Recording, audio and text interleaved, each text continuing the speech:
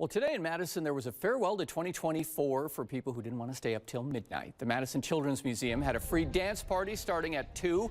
They also had a ball drop for Madison's only human ball drop that featured Stephanie Richards from the Madison Circus Space.